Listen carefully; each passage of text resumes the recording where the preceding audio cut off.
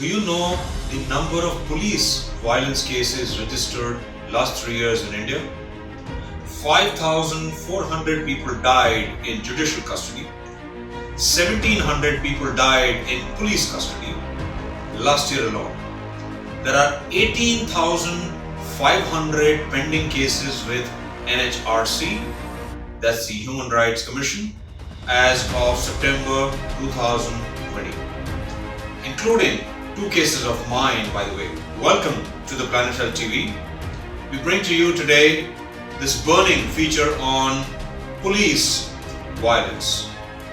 Just imagine the mental stress, trauma and shock to people who are hit and to the police force themselves. And I know they don't feel nice too because they're also human beings like us and we're all the same. हम सब एक जैसे हैं and हमारा दिल है, दिमाग है, we've got blood inside, and I personally have a huge regard for the good police.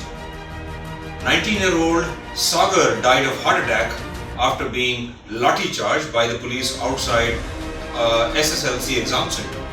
And it's not too different in many other countries across the world. Venezuela has a pretty high police brutality cases. 8,700 people were killed by the security forces as per Wikipedia. In the US, on the George Floyd incident last year, 2019, 3 people per day were killed by some police action, direct or indirect. Thousands and thousands of people fall victim to the police violence every year, get beaten up, locked up, or sometimes even sexually abused by the hands of police. The amount of trauma caused by the police force to common public is surely unforgivable. The fear of being attacked, the fear of being lynched by the hands of the law. If this is how the police works, the country will soon have tons of people gone mentally insane. Both public as well as the police people themselves. Are you wondering why I'm talking so passionately about this? Because I've been a victim myself. I was tortured by the Noida Sector 49 police on 8th of August 2018 and then again on 1st of August 2019, exactly 13 days after my father's death, based on 2 fake cases made by the hands of my 2 sisters. And I'm told by my relatives it was for some greed of property or some sibling rivalry. I've got 9 relatives of mine who were present in my house that day, and they are all standing as my witnesses. And that too for a simple mere some section 151. I'm not so much aware of the laws which they applied for a simple family argument. There was no case of injury or damage to anyone. Looks like our police has a lot of time not solving bigger murder and criminal cases, but wasting time and energy on such household petty issues, which we know are also equally important. Well, for them, yes, we understand that when a 100 number is dialed, they got to be treated equally. But there's some kind of a screening mechanism which needs to be established right here when a call comes to a police central control room and 100 number is received. And I'm told that maybe someone bribed or some wrong orders were given by a very senior government official as far as these 2 cases were concerned. And as we speak right now, those 2 cases are being investigated by the Lucknow Police Headquarters and the Central Home Ministry as we speak. And I was made to go through this nightmare experiences by my family and some people in the system.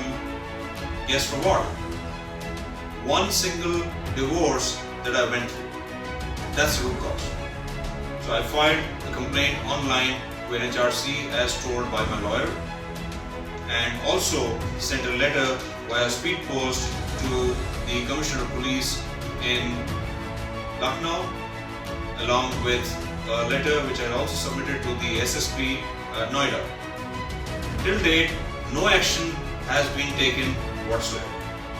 And I knew this complaint will die its own death, as my lawyer also predicted. What is NHRC doing? Is this commission just sitting on chairs and signing papers? and not bothered about millions suffering and getting killed? And I have personally lodged 2 complaints which are still unresolved today, and you can just look them up online. And I wrote to the Commissioner of Police in Lucknow again in August 2019 via email as well as speed post. And thereafter a case was filed against with this number, as you can see. After 4 reminders, a reply came. I was asked to meet the SP City in Noida, which I did and went and met him, along with my father and our family servant. Asked him and demanded him for action and terminate the lady SHO, the SI Malik, Constable Singh, who were posted that time at the Sector 49 Noida police station in August 2018. And please don't get us wrong, जो हम आपसे बात कर रहे हैं, हमको गलत मत समझिएगा, ये हमारी और आपकी बेहतर जिंदगी के लिए है, सुख शांति के लिए है. And similarly, some action got to be taken against the officer Sombir Singh, who was posted at the Sector 49 police station in August 2019, along with the city magistrate who passed some wrong strict orders. We were told by our lawyers that for not giving me and many other sufferers like me the opportunity to submit my written reply with the evidences and the witnesses who stand with me today. The city magistrate should be the first one to be given highest punishment, as he is the one who's been, we are told by our lawyers and the police force as well, that they were blindly sending a lot of people to the jail, a lot of innocent people without any proper charge. This is absolutely against human rights, as we have been advised by the lawyers. So we appeal to the Home Ministry, such officials must be given strong punishment and removed from any government job lifelong. And I also demanded that I need the full video camera recording of that day. Well, the SP City ignored me, he overlooked, and I told him that I'm going to come back perhaps next time with probably some more people. And while submitting the application there in his office, he refused to put a stamp of the letter received and just took the piece of paper and sent me back. Is it solely the fault of the police force, or is there more to it? The truth is that the police know that they can get away with that, and they know they will be pardoned time and again for corruption, violence, or any such tortures. And you will also hear from our lawyer who is joining this discussion. He is going to share with you a lot of other real life instances that he has been handling the cases for different kinds of people. I'd like to introduce you to Tejaswa Mehra. He is a practicing trial and appellate criminal lawyer. He practices in the High Courts and the Supreme Court. So I'd like to get some of your expert views, Tejaswa. Why do you think so much of police brutality and violence is happening and happened, especially in India? I feel primarily it's the impunity with the police forces. That is the blanket which is given to them, which lets them get off any kind of misbehavior or any kind of brutality that they do. Secondly, I feel it's more about the mindset, wherein just having the uniform on them, they feel they have an extreme supremacy, especially over the weaker sections of the society, which I feel is a major problem in the system. I feel they should know that they are wearing that uniform to serve the people, and it is to maintain the law and order and not misuse it. Well, as you rightly said, yes, weaker sections as well as I've seen cases of probably even from the higher sections of the society as well. Definitely. They've done violence to all kinds of people, all Definitely. strata of people. I mean, majority of the cases it has been seen, even when they have covered up some high profile case, it's mostly that someone from the weaker society is picked up Right. and covered up the other case. So I only mean it in a larger picture. So, how do you think this can be improved? So I truly believe that the system needs to be made more transparent. There needs to be an accountability. There needs to be a sensitivity towards the people of the country, and they need to understand that they are there to uphold the rule of law. It is only that once they themselves believe that they are going there to serve the nation, they are there to catch the perpetrator and not to close a file. That mindset will help us reach the final goal. You mean to actually, to literally address the real part of the crime, the real crime, right? And the criminal. Yes, because it has been seen in a lot of cases that only to close the file, to show that they have dealt with the crime or they have caught hold of someone. Or so many number of cases closed in a particular time period. Well, Yes. that is no way going to be fix in any way our. In fact, that's going to kind of expand the number of cases and the pending number of cases, and more anger and angst in the people who are on the suffering end. Definitely. And The that families, will, the absolutely, families of the people who have been wrongly prosecuted, that suffering is something which people cannot be made to go through. This constitution has given us fundamental rights. There is right to life under Article 21. If the police, the people who are to maintain the law and order, misuse it, and they catch hold of wrong people and prosecute them for wrong crimes, then it is the saddest state of affairs for all of us. And that, to my mind, will in fact generate more number of cases, more number of related or probably unrelated crimes, because somewhere that angst and that frustration is still there, right? No.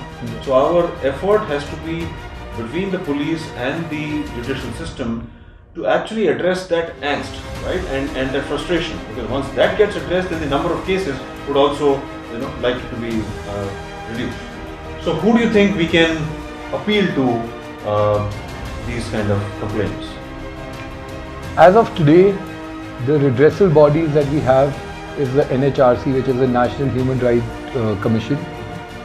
There are times when we suggest or we advise our clients to write to the higher superiors in the police department itself.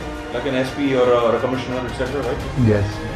However, I personally feel, as it was also said in a 2006 judgment of the Honorable, it was directed in 2006 judgment of the Honorable Supreme Court of India, Prakash Singh versus Union of India, wherein they had advised that every state should make a police complaint authority. That police complaint authority should be headed by an independent body. There should be complaints given by a aggrieved person directly to them, and thereafter the concerned police person is supposed to give an answer in writing, and thereof it is to be decided by that committee how the concerned police person is, if found guilty, how he is to be punished. And I am a firm believer that even police personnel are citizens of the country, so any crime committed by them should be evaluated in the same way how any other citizen normal citizen would be. Yes. So if there is a murder, or if there is a life gone in a police station while a person is in custody, a life gone is a life gone. They need to be accountable. They need to have an answer for it. And if they do not have an answer, and it is because of their brutality or because of their torture, then they have to be prosecuted for it. So what are the other measures and changes that need to be done immediately, right away? I feel, other than creating these complaint authorities, police complaint authorities by every state, I feel there is a pending bill before the Rajya Sabha, which is a bill against prevention of torture. That bill needs to be passed on immediate basis. It is a convention, the United Nations Convention against torture, which was signed by India in the year 1997. However, in past 23 years, there has no domestic law which has been passed in the regard. Wow. Hence, the same has not been rectified yet. So I feel there is an immediate need of having a domestic law for prevention of torture. And the most important thing which I feel is that there should be structural reform to an extent that I feel that the police personnel are they're overworked, they're underpaid. So the force needs to be increased. They need to be paid better. Conditions have to be improved. Conditions need to be improved, Working and they conditions. need to be trained better. While they're being trained, they need to be told and they need to learn that at the end of the day, they're there to maintain and serve the people of the society. And they have to serve in the rightful manner. They have to serve with an honest intention. Well, so I think we really wish and hope as the Planet TV that this is even if the bill and is passed and then these forums get established, it actually gets practiced on the ground, because that's really always becomes the key in terms of what's actually what's in the books or paper versus what actually gets practiced on the ground. So I think that's where we, all of us, all the stakeholders, all the parties put together, citizens, the lawyers and the police, government and judiciary, etc., really need to work as partners to ensure this actually happens on the ground, not just more like in the books of law or probably. I totally agree with you, and I hope for the same. But I would still want to mention this thing, since I get the opportunity to work very closely with the police personnel. Right. I would like to thank them. There have been such instances which we all feel upset about, and which are very unfortunate. They've also done very good job. But they work through the day. They work, yes. So I would not want to take anything away from them. But yes, when there is a life gone or when there is such brutality or torture done, they are answerable to it and they should be prosecuted. That should be non-negotiable. So, as we talk about it continues to go like this, do you think it has the chances of increasing such cases and increasing number of cases in the court, increasing police complaints, increasing fights? What do you think? Yes, I definitely believe that this burdens the whole system. As I told you earlier, that lawyers themselves suggest to their clients to make such frivolous and false complaints, and every complaint which is made, even though at a later stage the same is taken back, or even if it's the party would say that we've settled the matter, and on that basis they would get the FIR quashed. But at the end of the day, it is taking the time of the police personnel. The women cells are getting burdened. The system is getting burdened. It is a hard reality, and you need to agree and you need to understand that this needs to stop. Right. We really hope that the amendments and the changes are made well in time, so we get real cases and we are able to authenticate such cases, and the real cases get more value. It's been a pleasure talking to you, Tejas. So thank you so much for your time. Thank you. I tried to go to the depth of the case, which as a citizen is my right and responsibility. And I personally went to meet the SP City and other senior officers, visited the NHRC office. All my visits and efforts are recorded in the registered and the emails black and white. Is this our civil authorities? Is this the body that is meant to regulate us, protect us, make laws for us and for their own good as the government officials? My case still lies today unattended and unresolved. Nothing has been done, and millions other such cases are piled up and continue to pile up in all these government departments. This is sheer injustice and a systemic gap on the grassroots level. And the other day I was sitting in a university in Noida, and I was talking to a student there, and guess what he's telling me? He is telling us that a policeman met him just in the morning, and he told them that he has a target of picking up 100 students from this university alone this month. Wow, imagine the innocent students and the future of the country.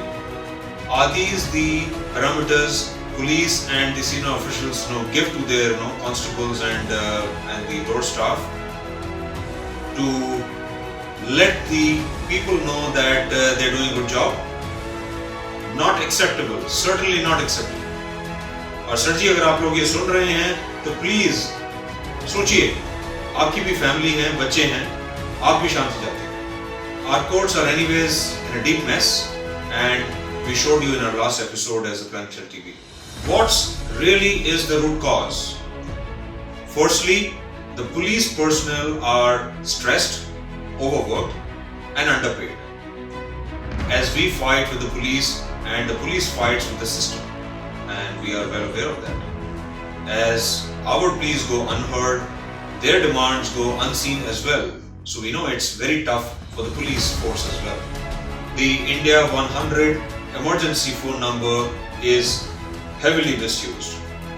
There's got to be some kind of a strong control mechanism to ensure which call needs to be actioned, which does not need to be actioned. Because there are a lot of people who are playing, pranks, including a lot of, youngsters. The 911 system in the US is way more developed and much better as an emergency contact number, more reliable and better screening. So we need to probably do something of that sort. Thirdly, the police and city magistrate have been working totally as separate entities.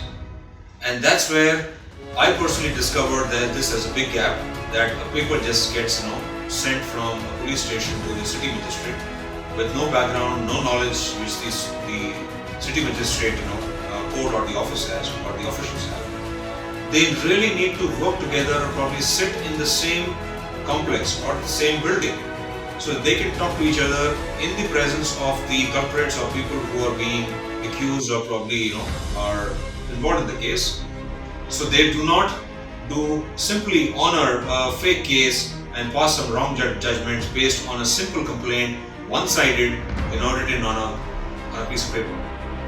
And then the city magistrates and the SDMs really need to be more educated, more training to be given, as surely you would agree that they cannot be passing judgments and important life decisions for people based on very limited domain and subject knowledge. And then next, the police being answerable to the political parties is also, we have been told, is another major root cause. And then of course the lack of an ethical code and conduct for the police force. Ethical guidelines are strictly not adhered, and it's all the chalta hai attitude. So what do you think is the solution? First of all, every single police station in the country must have a CCTV camera installed right from the main gate and must cover all corners right from the driveway to inside every room, every desk, lockups, toilets and every nook and corner of the police station. Secondly, these cameras got to be centrally controlled not by the government or the police authorities, but some kind of system which they need to figure out, perhaps by a panel of 3 autonomous professional security agencies. And everything must be monitored live and data stored and reported to a public domain somewhere. Thirdly, we know that our police must be paid higher salary, and they should include some kind of performance-based variable pay as to how many cases these inspectors and of course the SHOs were able to solve amicably between the parties, not file an FIR just at the drop of the hat, and preventing that stage for especially such simple argument or probably simple fight cases. And then the police and the city magistrates, the city courts must have access to databases and the background of every single person, every citizen, something like an Aadhaar card database where they can simply look up and search the history and background of the person being involved in the cases, so they know that okay, it's not just it's a one-off case, and they do have visibility of the history and the background of every single person, which will help them take some better decisions. How much of action should be taken on what kind of person? This will also help reduce the load from our courts and also help reduce the load from our hard-working police staff. And then we also believe that and strongly think that the working conditions in each police station must be improved. They work hard, they need to be given better facilities. And the police staff should have access to free mental health treatments and counseling services, that we are happy to provide our counseling services to them as the Planet Health TV. So, ladies and gentlemen, here we are at the Planet Health TV to assist you find easier and faster solutions to your civil legal pains and give you the delight smile on your face. And remember that good policing is your right. Thank you for joining us. Let's work to making it a violence-free police together.